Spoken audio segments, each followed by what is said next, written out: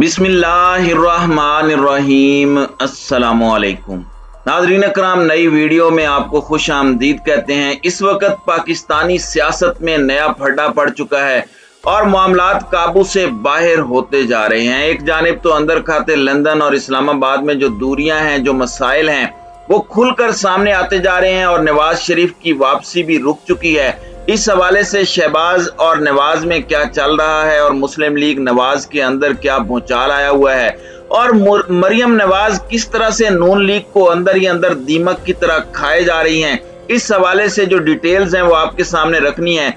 जबकि अवाम ने लोटों से हिसाब लेना शुरू कर दिया है, हल्के में पहुंचने पर क्या कुछ हो रहा है और उनके क्या मामलात किए जा रहे हैं। ये पॉलिटिकल पोलराइजेशन इस कदर बढ़ गई है कि अब भी अगर कुछ इकदामात ना किए गए तो फिर बाद में समझ नहीं लगेगी कि क्या करना है।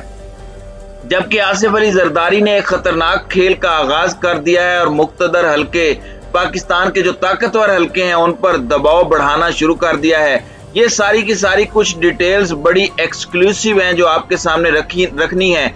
लेकिन सबसे पहले मैं आपको बता दूं कि इस वक्त हमारी इंपोर्टेड हुकूमत, जिसके पास जहर खाने के लिए पैसे नहीं है और कौमी खजाना मुकम्मल तौर पर खाली है और अवाम के ऊपर मुश्किल फैसलों का बोझ, ये मुश्किल फैसले तो नहीं, महंगाई का जिन है। लेकिन जाहिर सी बात है कि जब मीडिया को आप करोड़ों या अरबों रुपए के इश्तिहारात दें तो फिर वो महंगाई को मुश्किल फैसले ही बुलाएंगे।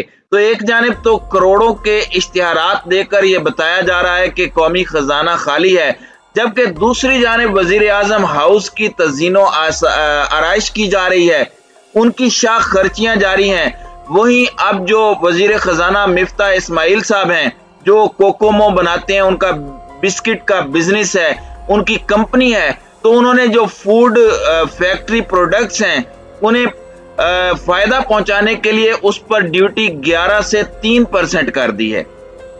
वो मुश्किल फैसला नहीं था, मुश्किल फैसला तो ये था कि पेट्रोल बढ़ाना है, कीमतें बढ़ानी है, अवाम को खुदकुशियों पर मजबूर करना है, लोग अपने रिक्शे जला रहे हैं। जबकि इस वक्त वफाकी वजीर खजाना मिफ्ता इस्माइल के घर की ताज़ीनो आराइश पर सरकारी खजाने से लाखों रुपए खर्च कर दिए गए हैं। तो एक ये भी मुबारकबाद सारे लोग वसूल कर लें और तकरीबन 48 लाख रुपए सरकारी खजाने से मिफ्ता इस्माइल ने अपने घर की तज़ीनो आराइश के लिए खर्च कर दिए हैं।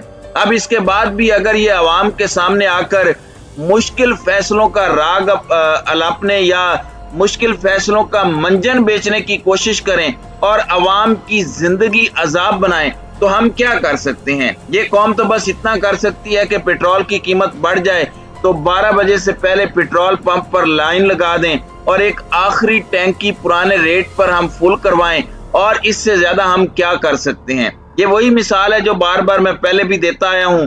एक बादशाह एक पुल पार करने के लिए शर्त लगाता है कि हर आदमी को 50 जूते पड़ेंगे, तभी वो पुल पार कर पाएगा। लोग अचानक से एहतजाज करते हैं इस बात पर कि बादशाह सलामत, आपका इकबाल बुलंद हो, लेकिन यहाँ पर जो लोग जूते मारने वाले हैं वो कम हैं और हमें देर हो जाती है। तो आप जूते मारने वालों की तादाद बढ़ा दें तो आपका बड़ा एहसान होगा। तो यही मामला इस वक्त हमारे साथ हो रहा है।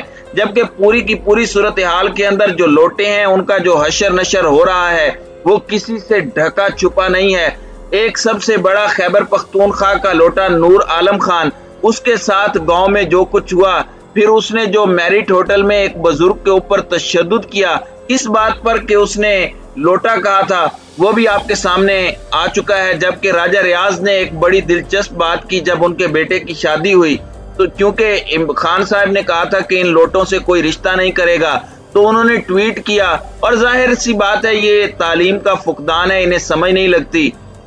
इन्होंने कहा कि देखो मेरे बेटे की शादी हो गई है, ठीक है, यानी उन्होंने खुद मान लिया कि मैं लोटा हूं, तो उन्हें इस बात की परेशानी नहीं है, लेकिन बेटे की शादी की बड़ी खुशी हुई। दूसरी बात यह है कि इन्होंने उसकी शादी के बाद वलीमा जो है आबाई इलाके की बजाय लाहौर में रखना मुनासिब समझा और बहाना ये बनाया कि सारे वीआईपीज यहाँ आसानी से आ सकते हैं। इसकी वजह ये नहीं है कि वीआईपीज नहीं आ सकते थे, इसकी वजह यह है कि आबाई इलाकों के लोग जो हैं वो इनको लित्तर मारने के लिए तैयार बैठे थे। ये अपने घर से 2-4 कदम की दूरी पर मस्जिद नहीं जा सकते, अपने घरों के ड्राइंग रूम्स के अंदर ये नमाज पढ़ते हैं और ये इस वक्त मुआशरे के अंदर इबरत का निशान बन चुके हैं। तो नाजरीन कराम, अवाम का शऊर बढ़ चुका है और जो लोटा होता है वो तो ना घर का होता है और ना घाट का।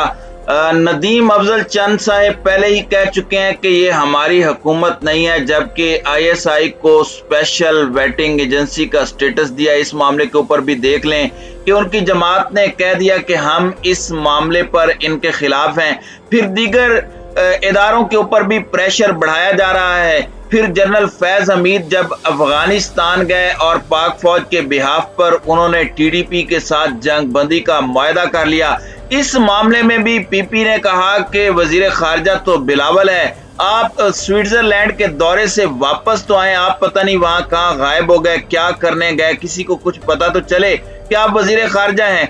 लेकिन ये सारा कुछ वो इदारों पर प्रेशर बढ़ाने के लिए कोशिश कर रहे हैं, जबकि दूसरी जानिब पीपी इंपोर्टेड हुकूमत पर, जिसका वो खुद हिस्सा भी है, लेकिन खुद को उससे दूर करने की एक नाकाम कोशिश कर रही है और किसी हद तक कुछ हलकों में वो इस कोशिश में कामयाब भी होना चाहते हैं। वो कोशिश कर रहे हैं कि वो इंपोर्टेड हुकूमत से दूरी इख्तियार करते हुए तमाम के तमाम मुश्किल फैसलों के ऊपर और तमाम के तमाम नाकामियों का मलबा जो है वो नून लीग पर डाल दें। नून लीग पीपल्स पार्टी पर इल्जाम लगा रही है, जबकि पीपल्स पार्टी बड़ी सफाई से ये कह रही है कि मुक्तदर हलकों के कहने पर हम इमरान खान का गंद साफ करने के लिए मैदान में उतरे थे। तो अवाम इस वक्त गालियों पर उतर आई है। न जाने वो कौन से लोग हैं जिन्होंने ये एक्सपेरिमेंट किया, और इस एक्सपेरिमेंट के चक्कर में पूरा मुल्क जो है वो तबाह करके रख दिया और इंपोर्टेड हुकूमत को यहाँ पर ला खड़ा किया। फिर खुर्शीद शाह साहब जो हैं उन्होंने पार्लियामेंट में खिताब किया है और उन्होंने अपना गुस्सा और भड़ास निकाली है और उन्होंने कहा है कि वजीर आजम की शक्ल तक हमने नहीं देखी, बजट के ऊपर कोई सियासी बहस नहीं हो रही, आप इस बजट के इजलास को खत्म कर दें वरना मैं कोरम का मसला बनाकर ये इजलास खत्म करवा दूंगा। तो पीपल्स पार्टी और नून लीग के अंदर फड्डा जो है वो वाज़े तौर पर नजर आ रहा है। पीपल्स पार्टी पंजाब के अंदर सीटें चाहती है, जबकि पंजाब के अंदर बड़ा हिस्सा मांगने की वजह से पीपल्स पार्टी के साथ नून लीग जो है वो उसका साथ नहीं दे रही और वो नहीं चाहती कि पंजाब के अंदर पीपल्स पार्टी आए। पीपल्स पार्टी को ना तो गवर्नरशिप मिली है, सदर आसिफ अली जरदारी को वो पहले हटा नहीं सके। बलीगुर रहमान जो नून लीग के गवर्नर हैं, जिन्हें नून लीग ने पीपल्स पार्टी की जगह पे रखा है, पंजाब के अंदर उन्होंने कल जिस तरह से कानून पास किया और उस पर पीटीआई जो है वो अदालत में चली गई है। तो नून लीग की अपनी सूरत हाल भी अच्छी नहीं है, वजारतों पर इनके कुछ लोग नाराज हैं। कुछ हलकों के अंदर जहां पर ये लोटों को टिकट देने वाले हैं वहां पर इनका अपना कारकुन और टिकट होल्डर नाराज है। नवाज शरीफ लंदन से बैठकर कितना कंट्रोल कर सकते हैं, जब तक कि वो खुद फील्ड में ना उतरें उनसे ये मुकम्मल तौर पर कंट्रोल नहीं हो रहा। उनकी प्रेजेंस इस वक्त पाकिस्तान के अंदर बहुत जरूरी है। जबकि इस सारे के सारे मामले में मरियम नवाज का एक एतराज ये भी है कि मरियम के जो वफादार हैं उन्हें वजारतें नहीं दी जा रही। जवेद लतीफ को वजारत नहीं दी गई, शायद खाकान अब्बासी वजीर नहीं बने, लेकिन वो वजारत तवानाई में दखल अंदाजी कर रहे हैं। बहुत ज्यादा कंफ्यूजन है। वजारत तवानाई में मुसद्दिक मलिक और खुरम दस्तगीर परेशान बैठे हैं कि ये शायद खाकान अब्बासी क्या कर रहे हैं। वो शहबाज शरीफ को शिकायत लगाते हैं और फिर शहबाज शरीफ को बड़े भाई कहते हैं कि नहीं शायद खाकान भी देखेगा। तो जैसे दो वजीर खजाना हैं, इसी तरह दो वजीर आजम हैं। एक हमारा एवन फील्ड में वजीर आजम चल रहा है, जबकि औरंगजेब इस वक्त सिर्फ प्रेस कॉन्फ्रेंसेस तक महदूद हो गई हैं, इसलिए कि वजारत इत्तलाआत इस वक्त मरियम नवाज के पास है। इन चीजों का गवर्नेंस पर जो गंदा और बुरा असर पड़ रहा है वो मुल्क का मजीद बेड़ा गर्क कर रहा है। और जरदारी इस सारे के सारे मामले में अपने एजेंडे पर अमल पैरा हैं। शेख रशीद की स्टेटमेंट ऑन द रिकॉर्ड है कि आसिफ अली जरदारी गैर मुल्की एजेंडे पर कौमी असम्बली से खौफनाक काम लेने वाले हैं। यानी कौमी असम्बली में ये कोई ऐसी कानून साजी करना चाहते हैं कि गैर मुल्की एजेंडा पूरा हो सके। नवाज शरीफ की वापसी भी इन्हीं के इंटरनल पॉलिटिक्स की वजह से ताअत्तुल का शिकार है। इस सारे मामले में सिर्फ मुल्क का बेड़ा गर्क हो रहा है, सियासत का बेड़ा गर्क हो रहा है और मरियम नवाज और नवाज शरीफ के कैंप में परेशानी और फ्रस्ट्रेशन बढ़ती जा रही है। टाइम जो है वो बड़ी